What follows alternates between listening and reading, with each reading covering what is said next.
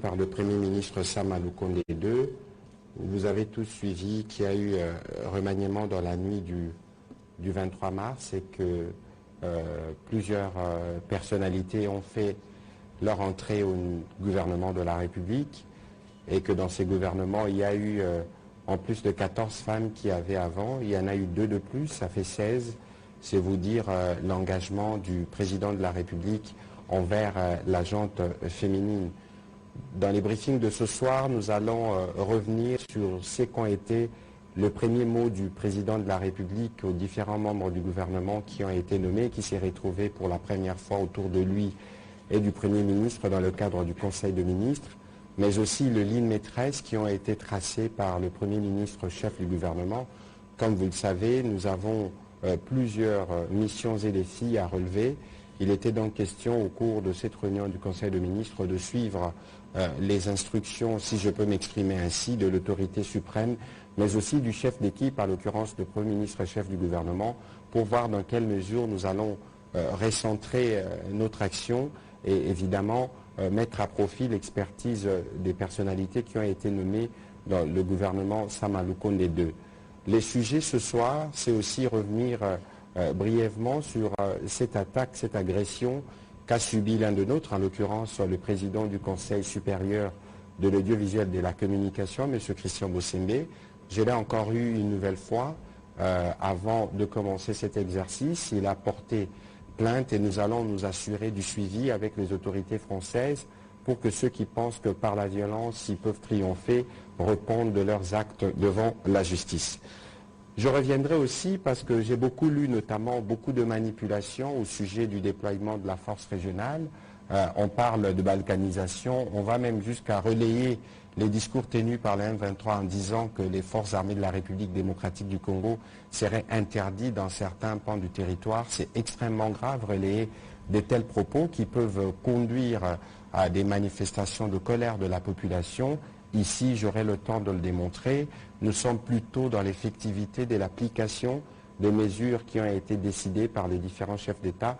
Je pourrai, à l'occasion de cet exercice, vous dire comment les forces régionales qui devaient arriver, toutes sont arrivées, et comment ils vont se déployer en République démocratique du Congo, parce qu'il est question qu'ils se déploient, que l'M23 se retire, et que progressivement les forces armées de la République démocratique du Congo reprennent de l'espace, parce qu'il est ici question d'éviter la confrontation qui risque de conduire à des situations, des drames.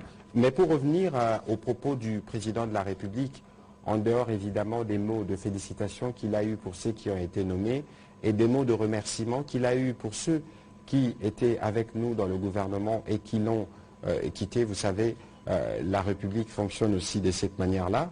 Le président de la République a tenu à nous rappeler les missions qui sont les nôtres dans le contexte politique actuel.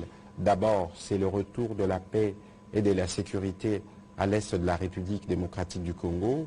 C'est des efforts continus pour la maîtrise du cadre macroéconomique, particulièrement la situation du franc congolais. Et donc, de ce point de vue, des orientations précises ont été données aux ministres qui sont dans les secteurs de l'ECOFIN, qui seront dirigés par le vice-premier ministre Vital Kamerhe, pour que tout soit mis en œuvre pour préserver la stabilité du franc congolais. Mais les autres priorités, c'est aussi la tenue des élections. Vous savez que c'est un engagement que nous avons pris et sur lequel le gouvernement travaille en étroite collaboration avec la Commission électorale nationale indépendante. On a parlé des sports parce qu'il est aussi nécessaire de regarder comment nous reconnaissons la place des jeunes, comment on les encadre. Tous ces points ont été abordés par les présidents de la République, qui nous a rappelé et qui nous a appelés à l'observance stricte des principes directeurs qui doivent conduire chaque membre du gouvernement, à savoir la solidarité gouvernementale, le respect des secrets des délibérés, la subordination hiérarchique et la collégialité. Vous savez bien que le gouvernement est un corps institué où tous les membres sont tenus d'être solidaires. Vous savez que les délibérations du Conseil de ministres se font à huis clos et qui relèvent, ils sont revêtus du sceau du secret, et que tous ces principes devaient être particulièrement suivis par chacun des membres du gouvernement qui a été désigné pour s'assurer que nous travaillons et nous donnons les résultats qui sont attendus de nous par nos populations. Le président de la République a appelé aussi à la subordination hiérarchique, qui est un principe cardinal, parce que le gouvernement est un corps avec une structure institutionnelle verticale où il y a une hiérarchie, le président de la République, le Premier ministre, qui fixe les caps et qui nécessite le suivi de ces instructions par les différents membres du gouvernement. Il a parlé des collégialités parce qu'il est important qu'entre nous, membres du gouvernement, nous puissions travailler dans un esprit d'équipe. Il ne s'agit pas seulement ici de travailler entre nous, membres du gouvernement, mais il s'agit ici aussi de travailler notamment avec le cabinet du président de la République, les deux chambres du Parlement, mais aussi les institutions judiciaires et toutes les structures sociales, parce que le gouvernement représente justement la colonne vertébrale de l'action portée par le président de la République.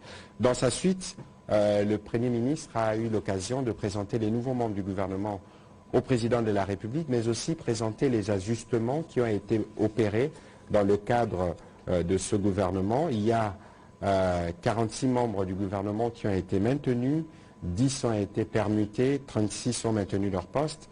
6 d'entre nous ont quitté le gouvernement, 12 nouveaux membres ont fait l'entrée. Je disais tout à l'heure qu'il y avait 16 femmes, 2 de plus que le gouvernement précédent. Et le Premier ministre a adressé ses encouragements et nous a appelés à plus d'abnégation et d'engagement dans le cadre du travail qui est les nôtres. Voilà plus ou moins les mots qui ont été dits par le président de la République et les premiers ministres à l'ouverture de ce Conseil de ministres. Vous avez eu l'occasion donc de suivre le compte-rendu de ce qui a été dit. Parallèlement à cela, vous savez que le retour de la paix est un de nos objectifs principaux. Vous savez que dans le cadre du processus de Luanda, depuis le 23 novembre dernier, nous avions convenu d'une feuille de route qui a fait l'objet des discussions des chefs d'État en marge du dernier sommet de l'Union africaine, où il y avait un plan et où tous les acteurs étaient impliqués pour que ces plans puissent être mis en œuvre. Nous assistons donc à la mise en œuvre de ces plans et d'ailleurs, je vous informe que le chef d'état-major général de l'armée ougandaise séjourne à Kinshasa où il a eu des réunions avec les chefs d'état-major de l'armée de la République démocratique du Congo. Ils ont aussi eu l'occasion de rencontrer le vice-premier ministre, ministre de la Défense, Jean-Pierre Bemba Gombo, avec qui ils ont discuté. Vous savez que nous avons des opérations conjointes que nous menons avec les forces ougandaises dans la partie du Grand Nord, à Béni. Mais vous savez aussi que l'Ouganda est un des pays qui a envoyé ses troupes dans le cadre de l'affaire régionale, cette fois-ci du côté de Bunagana. Il était donc question de discuter de comment cela s'est mis en œuvre. Je rappelle le principe que je disais, que j'ai dit et redit plusieurs fois dans ces cadres, que la force régionale est une force d'appui aux forces armées de la République démocratique du Congo et que toutes ces troupes qui sont venues en République démocratique du Congo aujourd'hui sont venues à l'invitation du gouvernement congolais dans l'objectif de travailler pour le retour de la paix. Cela ne doit donc pas être interprété comme une quelconque forme de balkanisation, d'autant plus que l'objectif recherché, c'est de parvenir à la fin des hostilités. Dans les schémas qui a été convenu, le 1-23 qui a commencé progressivement à s'y retirer, va laisser de l'espace suivant les axes qui ont été prévus notamment pour le contingent burundais dans les territoires de Massissi, vers Mushaki, Karuba, Kirolirwe, Kichanga ou Mweso, les contingents ougandais qui vont se déployer dans les territoires de Rutshuru, Bunagana, Tchengerero, Rwanguba, Matebe, Rutshuru Centre, Kiwanja, ou vers le pont Mabenga, et les contingents kenyans qui vont se déployer dans les territoires de Nyiragongo et Rutshuru, Kibati, Kibumba, Rugari, Rumangabo, et dans tous les territoires qui ont été listés, et les Sud-Soudanais se déploieront en colocalisation avec les contingents kenyans à Rumangabo et Katale. Et donc, conformément aux décisions qui ont été prises par les chefs d'état-major général qui se sont régulièrement vus sur le sujet, les forces armées de la République démocratique du Congo vont garder leur position actuelle jusqu'au retrait du M23 pour que progressivement ils puissent réoccuper les parties du territoire qui étaient jusqu'alors occupées par ces forces terroristes appuyées par le Rwanda. Voilà, en guise d'introduction à notre conversation de ce soir, je serai heureux de pouvoir répondre à votre question. Je voudrais remercier ceux d'entre vous qui ont bravé les soleils avec nous ce matin. On a fait un peu des gymnastiques, nous étions à l'Université pédagogique nationale pour visiter les travaux qui s'y déroulent. Je pense que beaucoup d'entre vous se sont rendus compte de l'ampleur de travaux qui se font là-bas parce que, vous savez, pour le gouvernement, la priorité dans ces secteurs, ce n'est pas seulement l'amélioration de conditions de vie des enseignants, mais c'est aussi l'amélioration de conditions d'enseignement. Et donc, à l'UPenn, les étudiants vont bénéficier des auditoires modernes avec une capacité d'accueil de home qui va dépasser les 6000 étudiants dans des conditions que vous pourrez voir dans les jours qui viennent ou dans les heures qui viennent, dans les pages que nous allons proposer quant à ceux. Et donc, désormais, dans le cadre du travail qui est les nôtres, régulièrement, nous descendrons sur terrain. Pourquoi pas aller faire un briefing dans les bases où elle est, parce qu'il est aussi question de briser l'enclavement ou les désenclavements, de libérer au plan de la communication les différentes provinces de la République démocratique du Congo. C'est bien pour cela que nous sommes là et que nous faisons cette redevabilité. Alors, à qui la première question? Madame Ekambo.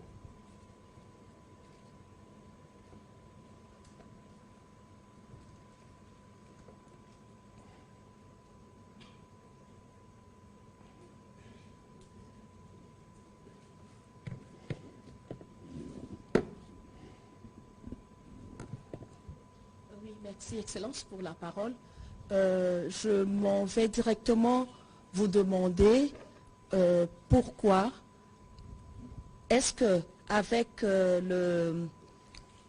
disons, les troupes ougandaises qui sont là, on a bien insisté que ces troupes ne sont pas là, ont une mission qui n'est pas offensive. Alors, c'est plus pour la stabilisation. Est-ce que là, on n'est pas en face de la MONUSCO, d'une MONUSCO bis? C'est vraiment la question que je voulais vous poser.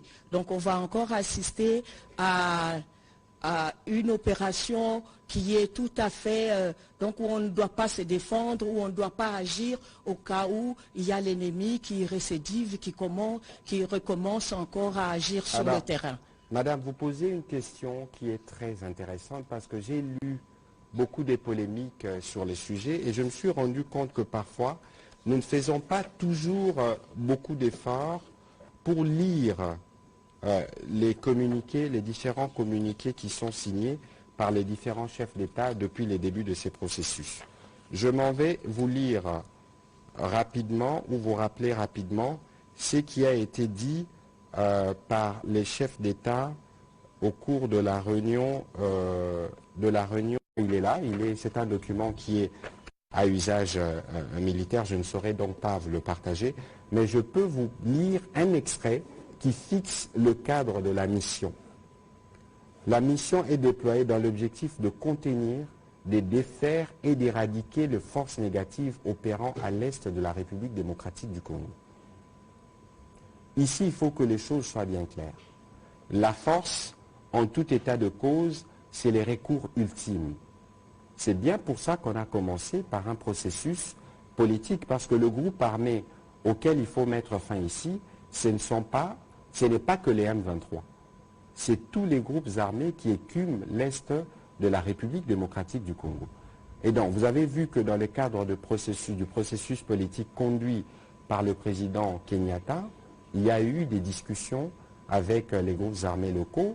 Et dans ces groupes armés locaux, et d'ailleurs beaucoup, me disait le professeur Serge Chibangu, depuis ces discussions, ont totalement déposé les armes et ils attendent le processus de désarmement et de démobilisation. Donc ici, il faut que les choses soient bien claires.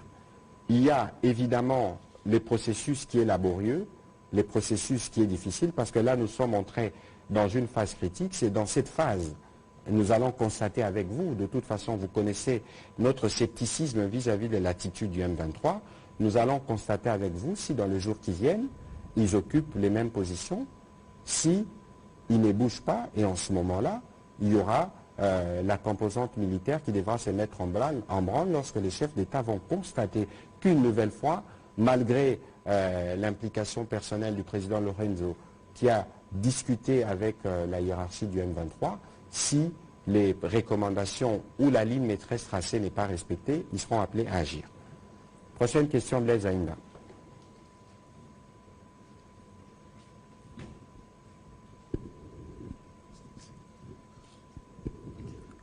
Monsieur le ministre, qu'il me plaise d'abord de vous féliciter pour votre conduction. Au nom de peut-être la confrérie, hein, en tant que confrère, ancien confrère. Je me permets de les dire sans en avoir l'aval. Mais une question, monsieur le ministre, par rapport à ces déploiements de la force de l'EAC. Quand vous parlez d'une contrainte qui pourrait pousser la force à mise en place, elle est certes douloureuse, elle est certes critiquée, nous comprenons parce que nous sommes dans un contexte démocratique, mais au bout du compte, il faut faire confiance au président de la République et au gouvernement. C'est nous qui vous disons tous les jours que nous ne céderons aucun centimètre carré de la République démocratique du Congo. Derrière moi, il y a la campagne défendant la patrie Bendele Koyate. Ce n'est pas de nous et ce n'est pas par nous que la balkanisation va arriver. Pour le reste, toutes ces questions, c'est des questions que nous connaissons, que nous suivons, qui sont prises en charge. Et c'est pour ça que de manière régulière, nous venons vous faire le point de l'évolution, pour éviter justement que toute la machine de la manipulation qui accompagne ces différents processus ne puisse installer les doutes dans les chefs de nos compatriotes. Merci. Merci. On va prendre la question de Jordan Maïnikini.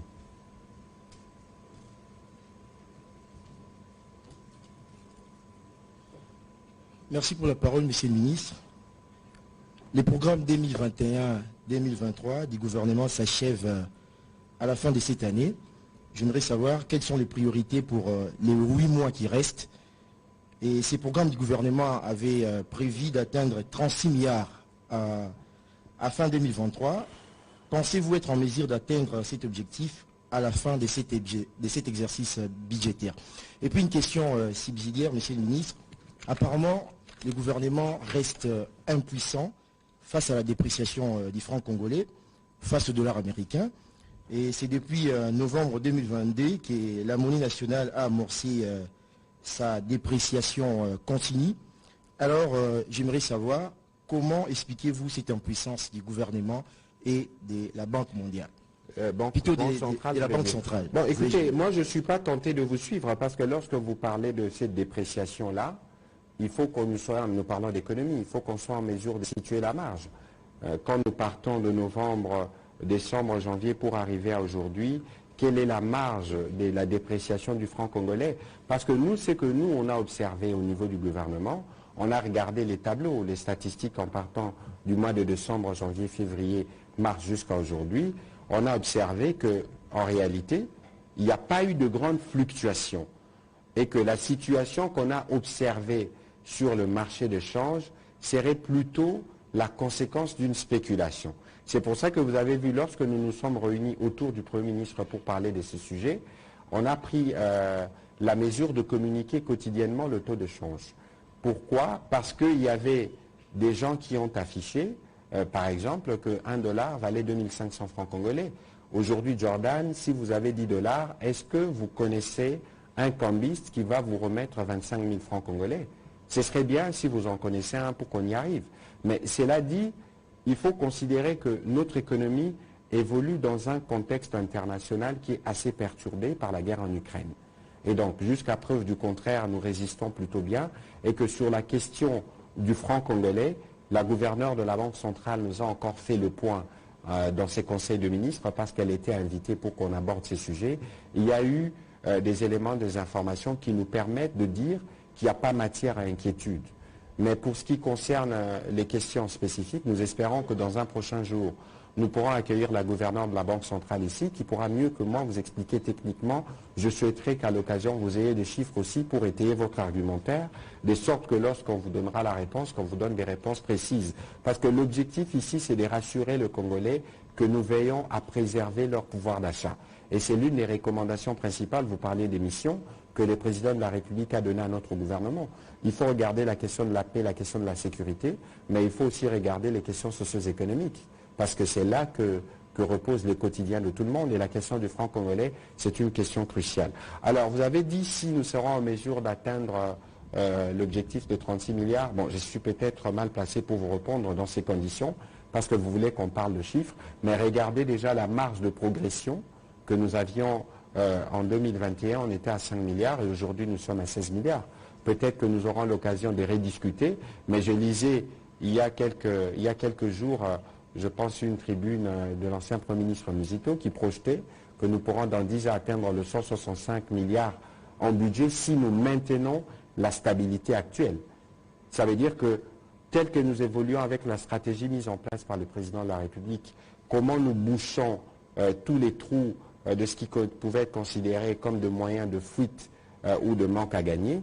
Aujourd'hui, nous avons gagné dans les conditions d'ailleurs difficiles. Quand vous regardez le contexte mondial, nous avons réussi à tripler le budget. Nous avons fait presque une croissance de 200%.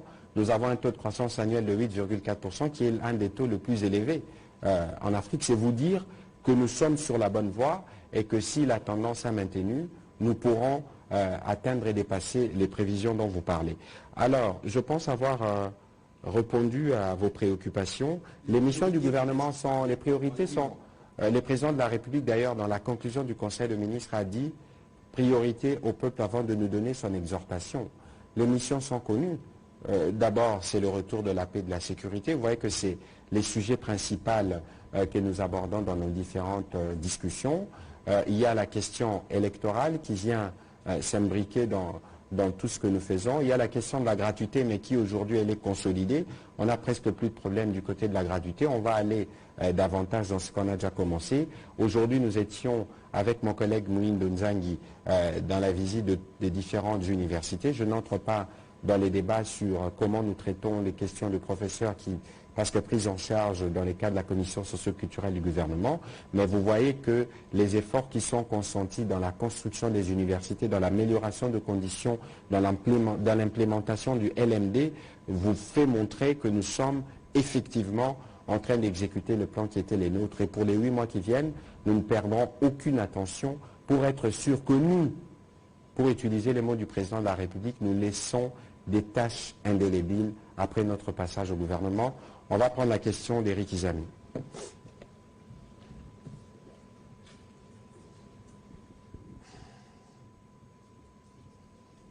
Félicitations, Excellence, pour la reconduction. Je joins ma voix à Blaise Ainda qui en a parlé en premier. Et puis, merci pour les efforts fournis, parce qu'on a été sur le terrain, on a vu ce qui est en train d'être fait, notamment à l'UPEN et à l'UNIKIN et ailleurs. Mais je voudrais quand même, Monsieur le Ministre, piquer ma curiosité sur l'échéance quant à la récupération des parties un peu pacifiées par les pays frères qui sont venus.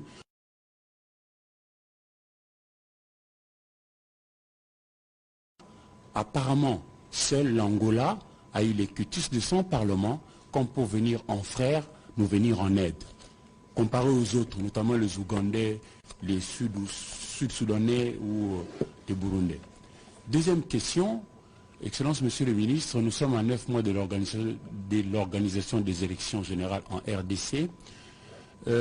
C'est un rendez-vous important. Nous avons 26 enfants, dont 2 sont malades. Le Nord Kivu et l'Ituri. Ce n'est pas toute la province du Nord Kivu. Nous avons Nyiragongo, Massissi et un peu... Nyiragongo, Massissi, Rutshuru. Pour l'Ituri, nous avons Mahagi, Irumu, un peu Djougou. Que faisons-nous? Nous allons aux élections avec les partis où il y a la paix, ou on va laisser ces frères-là attendre, ou on commence d'abord par vouloir pacifier l'ensemble du territoire national qui est la circonscription électorale du président de la République, et puis on va aller aux élections. Même si c'est là, on va dépasser. Je crois qu'il y a des engagements démocratiques que nous avons pris et que nous tenons à respecter. Souvenez-vous de la réponse que le président de la République a donnée à l'occasion de l'interview qu'il a accordée avec le président Macron. Il avait dit au président Macron que l'appui que vous allez envoyer doit servir à permettre à nos compatriotes de retourner dans leur logis de départ. C'est vous dire que pour nous, nous travaillons et nous sommes optimistes que nous pourrons faire retourner nos compatriotes dans leur milieu d'origine pour qu'ils puissent voter à partir de là-bas. Mais entre-temps, ce n'est pas parce qu'ils sont déplacés aujourd'hui qu'ils ont perdu leurs droits. La CENI posait la question à M. Denis Kadima, il vous dira que ces équipes sont en train d'enrôler, y compris dans le camp des déplacés.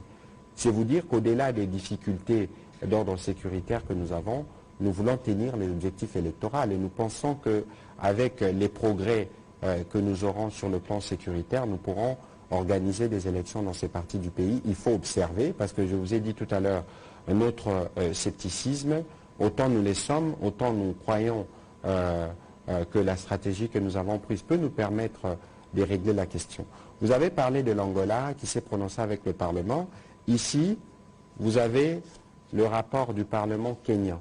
Parce qu'ici, je constate malheureusement que nous tous, nous aimons parler des sujets d'actualité, mais nous n'allons pas en profondeur. Nous ne creusons pas toujours pour aller voir ce qui s'est dit, ce qui s'est trame, et nous nous limitons parfois dans l'immédiateté des réseaux sociaux. Et lorsque vous suivez ce qui se passe dans les réseaux sociaux, tout de suite, vous tombez dans la manipulation. Nous avons adhéré à la communauté de l'Afrique de l'Est parce que ce que nous apportons à la communauté d'Afrique de l'Est, c'est les plus grands marchés de la région. Mais tout le monde sait qu'en République démocratique du Congo, il y a des problèmes sécuritaires qu'il faut régler. Encore que le problème sécuritaire que nous avons en République démocratique du Congo ne relève pas que de nous. Par exemple, il y a des groupes armés étrangers qui relèvent de la stratégie. Voilà, on va prendre la prochaine question de Patrick Lacoué.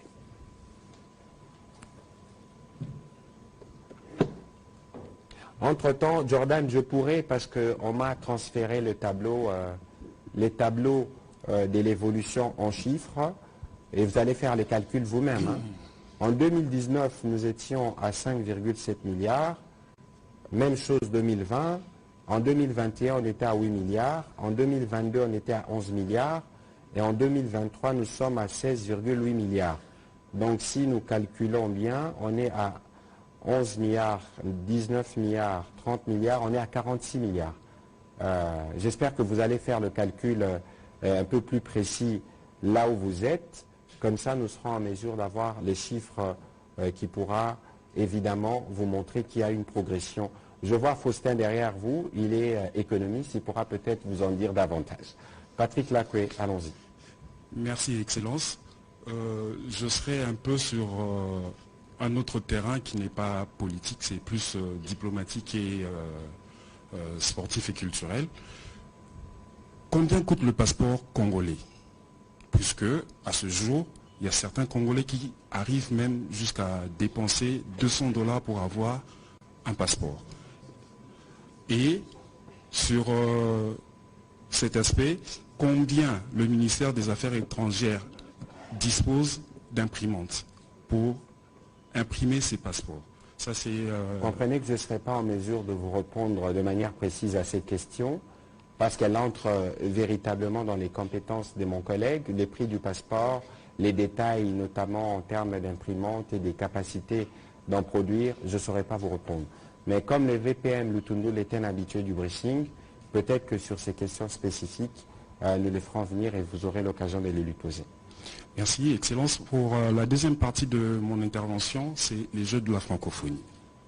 Nous sommes à quelques mois, précisément 2 mois, d'organiser ces Jeux et de remettre les clés d'organisation de ce jeu. Est-ce que nous sommes prêts à revoir les infrastructures telles qu'elles sont ou telles qu'elles sont en ce moment-ci? Est-ce que nous sommes prêts à accueillir ce grand rendez-vous de la jeunesse francophone? Les infrastructures, dans les délais prévus, nous serons prêts. Parce que ceux qui étaient avec nous aujourd'hui à l'Unikin, vous avez vu par exemple la piscine qui a été aménagée, une piscine de 55 mètres de long et de 4 mètres de profondeur.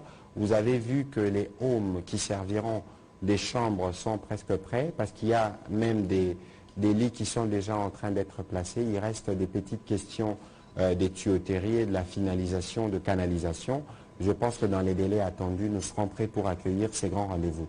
Il faut vous souvenir qu'il y a quelques jours, le Premier ministre au Palais du Peuple a lancé, a dévoilé les logos des Jeux Massano. Vous avez vu qu'il y avait récemment le kit de Lilian Thuram. Et même ici à la télévision nationale, nous nous activons parce que la RTNC sera les diffuseurs hôtes pour que nous puissions être prêts à ces grands rendez-vous. Je pense que dans cet ordre-là, je devais d'ailleurs ce soir avoir une réunion, être associé à la réunion que préside le Premier ministre en ce moment pour aborder les sujets justement. Je pense que dans les jours qui viennent, on pourra organiser un briefing spécifique sur la question de l'organisation de la francophonie. Mais avant cela, Je voudrais qu'on aille sur le terrain, nous tous, pour que nous puissions voir les sites qui ont été choisis, comment ils évoluent, parler aux entrepreneurs et voir dans quelle mesure on pourra, en ce moment-là, dire si nous serons prêts ou pas. Mais nous pensons que nous relèverons les défis comme nous avons relevé les défis de l'arrivée du pape en République démocratique du Congo. Merci. OK, prochaine question, Béléchi.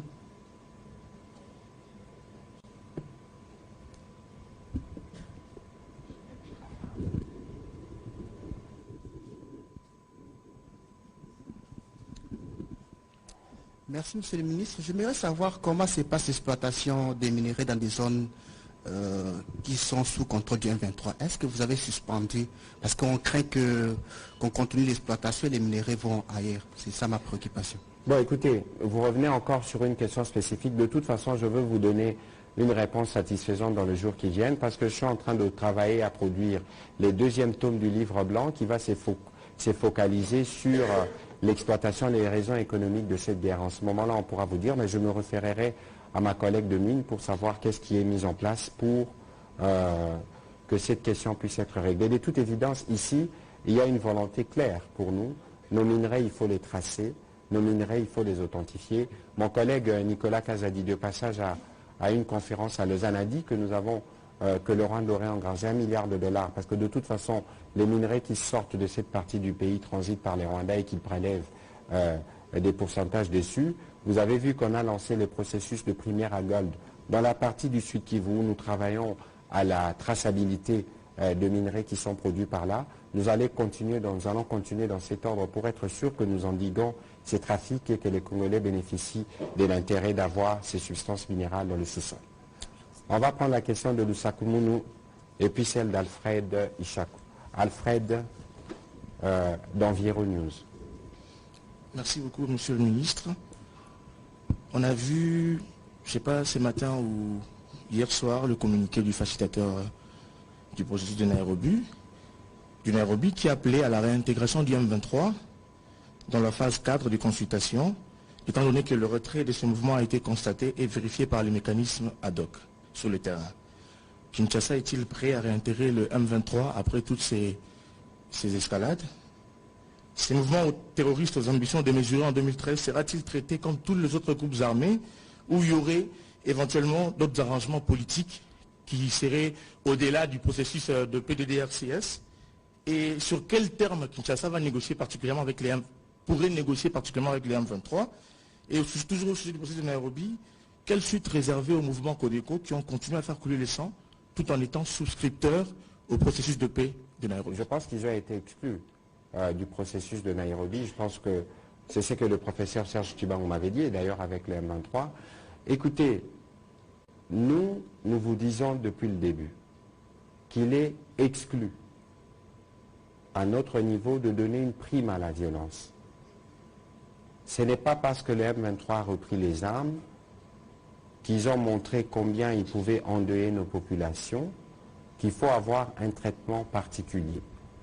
Lorsque les facilitateurs parlent, évidemment, sur le retrait, vous avez vu que nous ne voulons pas aller très vite, nous voulons attendre et voir que cela se consolide sur le terrain. Mais si les facilitateurs parlent de Nairobi 4, mais dans les Nairobi 4, il y aura la suite du processus qui a commencé. C'est donc dans ce cadre-là que nous trouverons la solution, parce qu'ici, il est prévu, dans le cadre du programme de désarmement, démobilisation, réinsertion communautaire et sociale, et oui, je pense, ouais, réinsertion communautaire et stabilisation, il est prévu que tous ces membres qui sont dans les groupes armés regagnent la vie civile. Et donc, tout se fera dans ces cadres-là. Donc, il ne faut pas avoir des illusions. Et d'ailleurs, l'Assemblée nationale nous avait déjà fait une recommandation à ces propos pour que ceux qui y ont pensé répondre par les armes ou agir par les armes ne puissent pas être réintégrés au sein de forces armées de la République démocratique du Congo. Donc, à ce stade du processus, nous voulons d'abord voir le retrait se consolider sur le terrain. Nous voulons voir cela et par après, dans le cadre du processus qui est prévu, le président Kenyatta va agir de concert avec les équipes qui sont les nôtres pour trouver des solutions. Et d'ailleurs, votre question me rappelle une question qui m'a été posée: si le gouvernement congolais négocie avec le M23, mais je suis tenté de reposer une autre question. On négocie avec le M23 où? Qui négocie? Il devrait y avoir des images parce que de nos jours, plus rien ne se cache. La position du gouvernement est bien connue à ces propos, mais nous sommes dans le cadre des efforts de pacification du processus de Luanda, où je l'ai dit précédemment que le président angolais ou les présidents burundais ont des contacts avec les M23. Les M23 a été reçus à Luanda.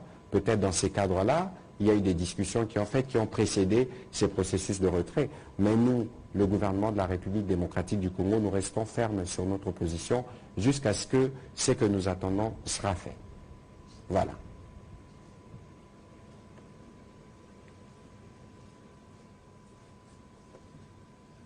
Merci beaucoup, Monsieur le ministre. Je voudrais poser la question de savoir, les chefs de l'État avaient lancé le programme 1 milliard d'arbres à l'horizon 2023. Monsieur l'Environnement. Oui. Alors, je voudrais savoir où est-ce que nous en sommes. Nous n'en avons pas parlé dans les briefings, dans le Conseil de ministres de vendredi. Et donc, c'est clair que ma collègue Bazaïba sera plus outillée pour vous dire où est-ce que nous en sommes.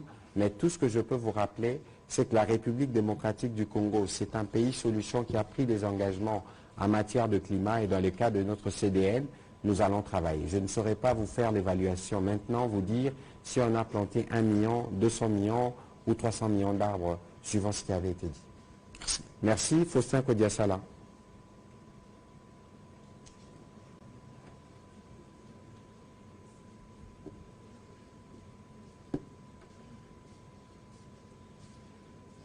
Merci, Monsieur le ministre.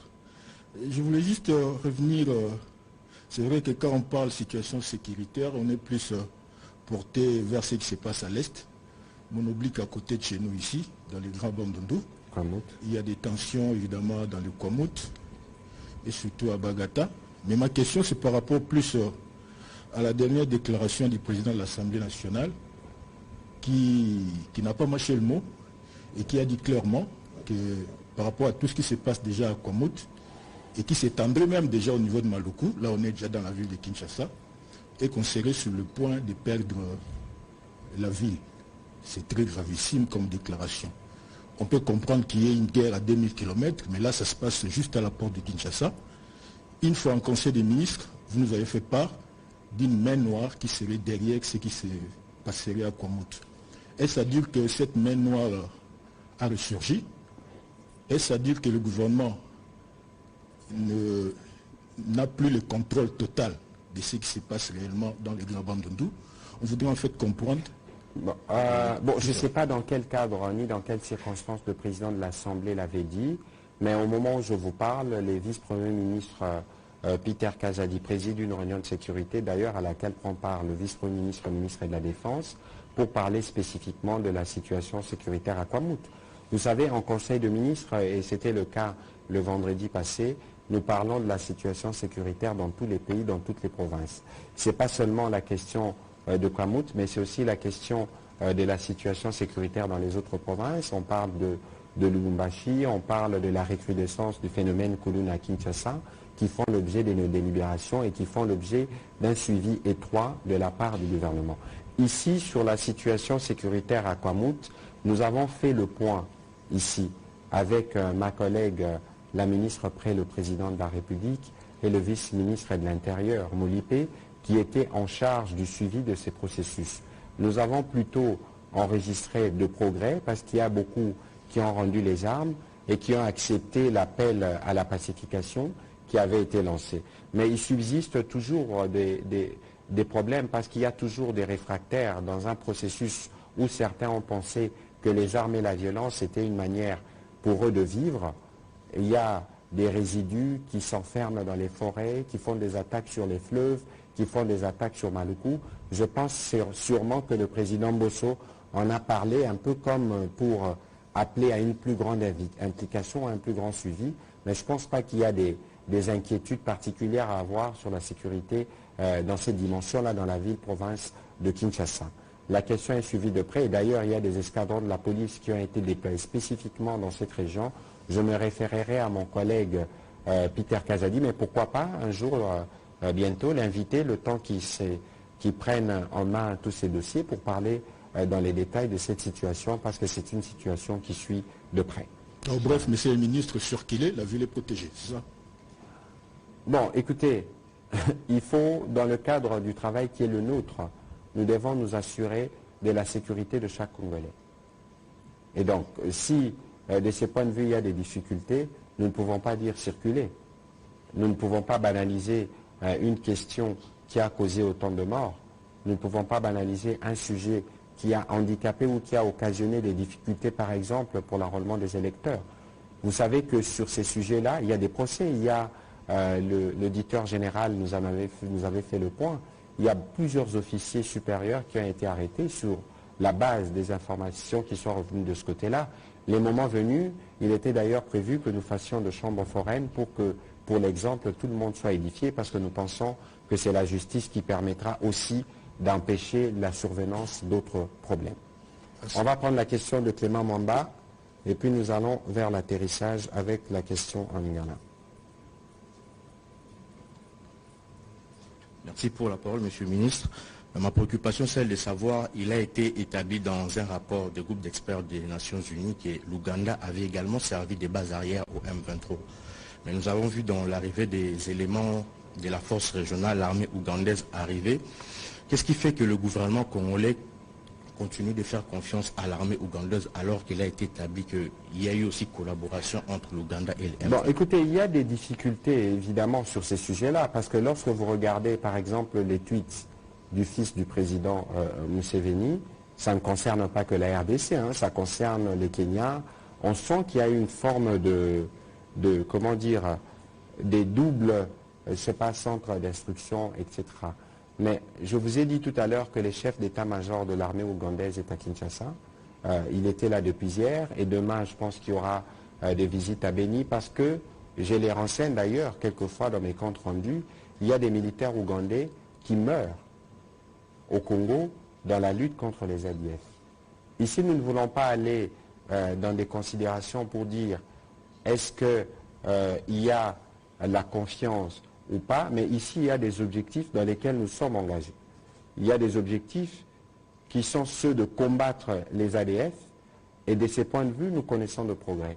La difficulté, lorsque vous combattez des terroristes comme les ADF, c'est que lorsque vous connaissez des progrès, ils viennent en représailles en s'attaquant à des paisibles populations, et lorsqu'ils commettent ces massacres, ces crimes odieux, ils s'assurent d'en faire une large publicité. Et quand par malheur, ils trouvent toujours de relais sur les réseaux sociaux. Sur les processus de la force régionale, évidemment, il y a par l'attitude, il y a des appréhensions à notre niveau, mais ici, il y a des engagements qui ont été pris au niveau régional, et que chaque pays doit s'assurer de sa part de responsabilité. Je pense que toutes ces questions ont figuré dans l'agenda des discussions entre les deux chefs d'état-major généraux, parce qu'il est question de dissiper toute forme de malentendu pour nous assurer que nous atteignons l'objectif principal qui est celui de combattre les ADF d'une part, et celui de s'assurer que l'Ouganda assume sa mission dans le cadre de la force régionale pour le retour de la paix dans la partie est de la RDC. Voilà, on va prendre la question. Allez-y, venez, notre ami de la prospérité. Patrice Boto, ce sera au prochain briefing, sûrement mercredi. J'ai vu Gustave Kalenga nous gêne pour la première fois. Ce sera aussi au prochain briefing, sauf s'il y a une question qui vous pince. Patrick, venez. Les deux doyens caïmans commenceront, si je peux me permettre, les questions au briefing prochain. Fabrice, on va terminer avec vous en Lingala.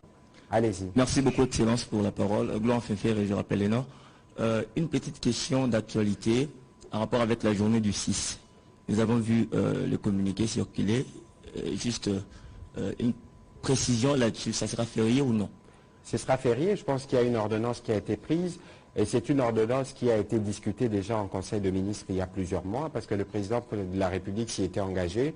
Vous savez ce que représente pour nous le prophète Simon Kimbangu. Et je pense que c'est une journée qui est méritée pour toute la communauté kimbanguiste et pour ses dignes fils d'Afrique. Donc je peux confirmer cela. Merci.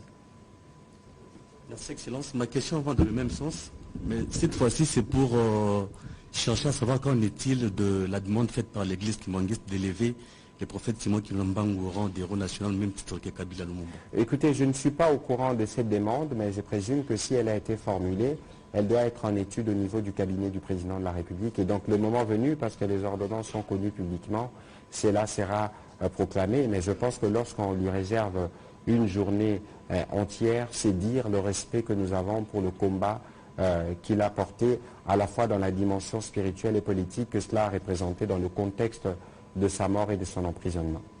Voilà, on va terminer avec Fabrice sur les questions en lingala.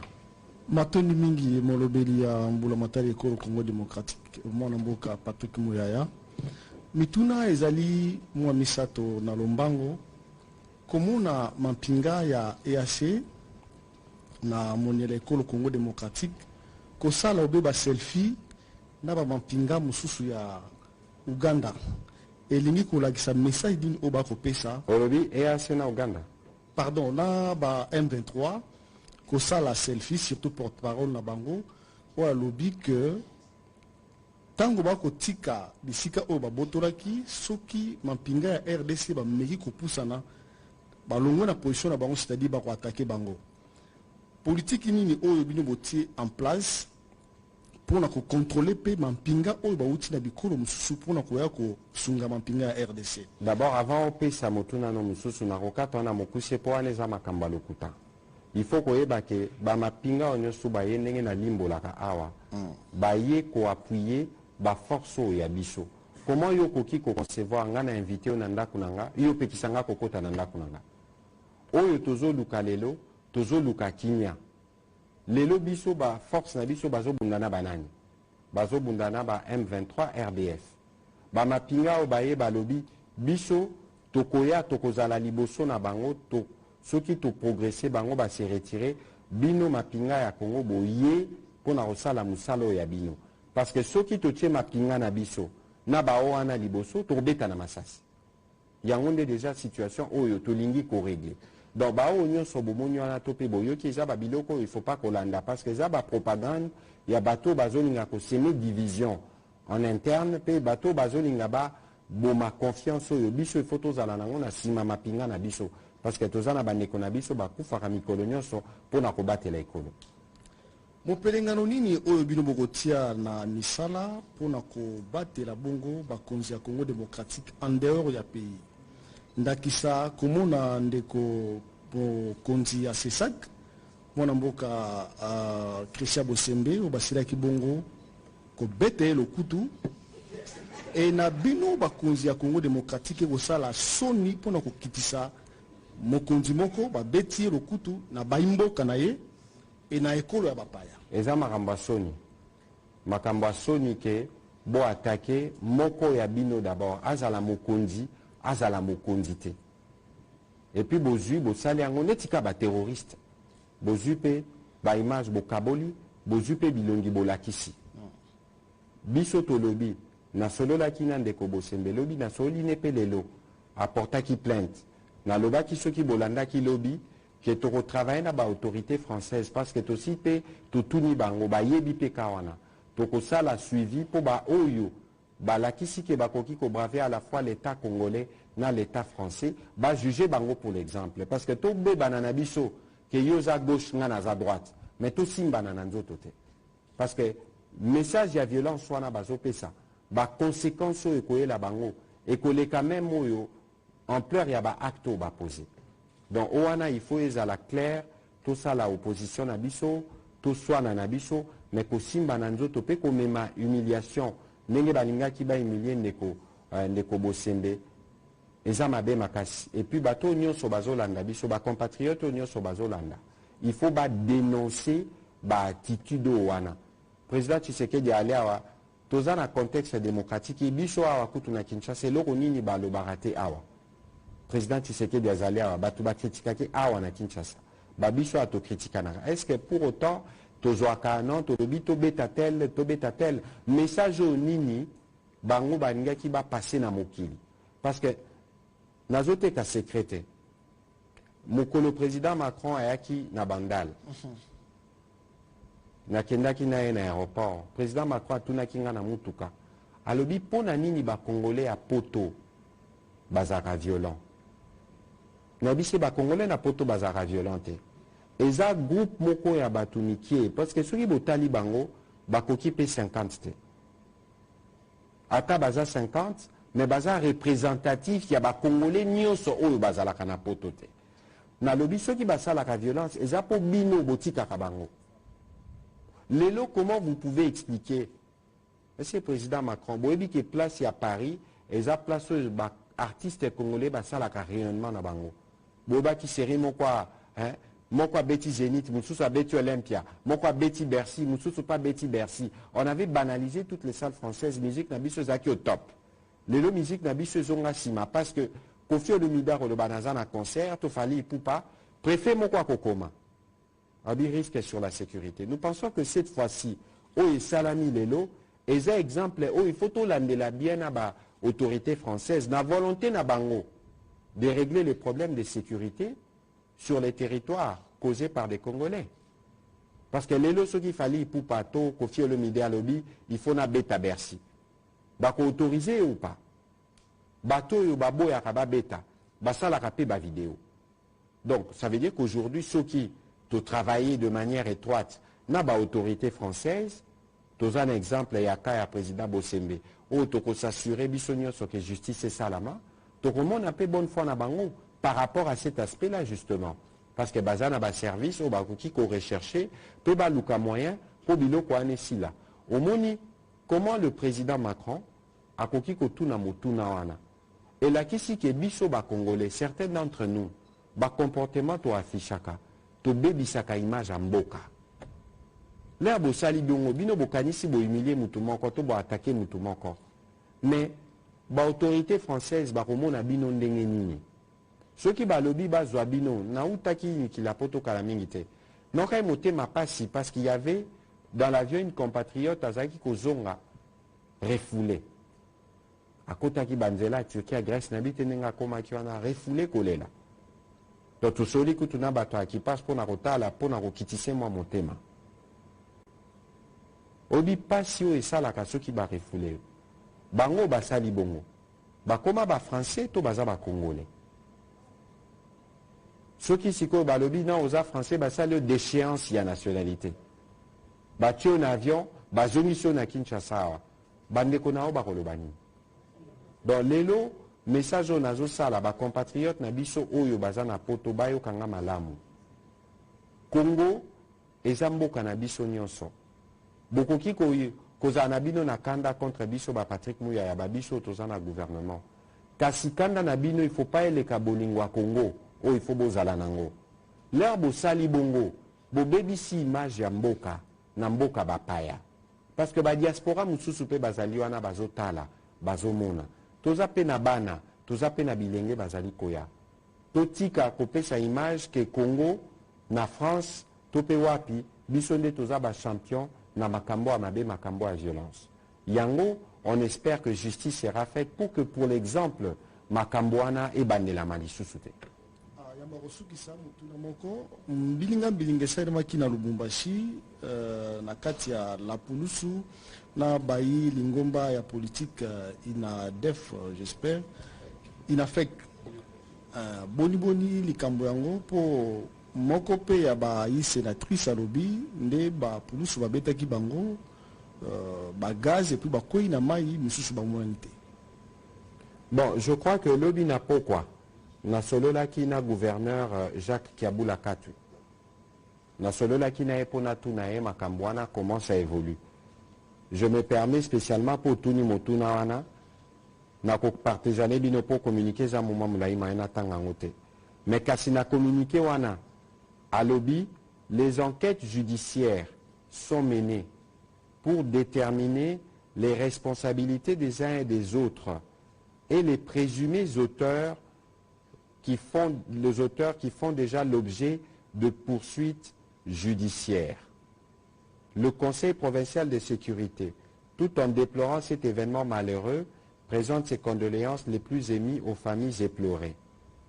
Dans les communiqués, ils disent, en rapport avec les événements du 23 mars 2023, le Conseil provincial de sécurité a institué une commission ad hoc pour enquêter sur les incidents malheureux survenus au niveau du pont jeté sur la rivière Naviundu. D'arrache-pied, la commission, après avoir enquêté, a déploré 8 morts, parmi lesquels 1 par balle perdue et 7 par noyade, ainsi qu'un blessé en soins intensifs. Par rapport à l'intox qui circule sur les réseaux sociaux, pour des raisons inavouées, des positionnements et récupérations politiciens, le Conseil provincial de sécurité met en garde tout détracteur et se réserve le droit de poursuite à tout récalcitrant et fustige ses comportements tout en appelant la population au calme et lui demande de faire confiance au gouvernement qui travaille pour le retour de la paix et de l'unité prônée par le président Tshisekedi. On a tangé les bino et a communiqué au gouverneur Kiabulaka Toatine la Kingalobi. Au moni na makambo nyo sezoleka, il faut tous aranamote mapio. Surtout lorsque bozo mona makambo na ba réseaux sociaux. Pour na ba réseaux sociaux, bon mon a rappelé ba montage et salamaka. Je ne dis pas que Zaka pour na makambo et l'équipe parce que dans mon équipe reportage moko, il y a RTNC à ces sujets-là. C'est pour vous dire que Bicholaire toujours ça là-bas briefing de manière régulière. C'est parce que nous voulons que vous puissiez être nos alliés pour donner la bonne information. Parce que lorsque vous ne donnez pas une bonne information, elle peut avoir des conséquences sur la sécurité et sur le bien-être de toute la communauté. Nous, comme gouvernement, on a pris l'engagement de combattre vigoureusement les fake news. Nous les faisons avec vous et d'ailleurs bientôt avec mon collègue du numérique, on va établir des contacts, c'est déjà d'ailleurs en cours, naba responsable à Twitter, Facebook, topé YouTube, pour tout s'assurer que les réseaux sociaux en a tomé ma modération. Ba discours, il y a ba haine, babilo quoi ba violence, babilo quoi lokuta, tout dénonce pour que progressivement nous puissions nous protéger et protéger nos enfants. Voilà, c'est sur cette note qu'on va terminer l'exercice de ce jour. Nous allons revenir dans le meilleur délai pour aborder d'autres sujets d'importance capitale. Mais ici, je tiens à vous rappeler encore une fois la détermination et l'engagement du président de la République et de tout le gouvernement de ramener la paix et la sécurité à l'est de la République démocratique du Congo. Tout ce qui s'est fait pour le moment à l'est de la RDC concourt dans le cadre de cet objectif et le président de la République qui a lui pris le pari de protéger chaque centimètre carré de notre territoire national, y veille. Ne vous laissez pas entraîner par des campagnes de manipulation qui circulent sur les réseaux sociaux. Il n'est aucunement possible d'interdire aux forces armées de la République démocratique du Congo de faire leur travail sur les territoires de la République démocratique du Congo. Je vous remercie et vous souhaite une très bonne soirée.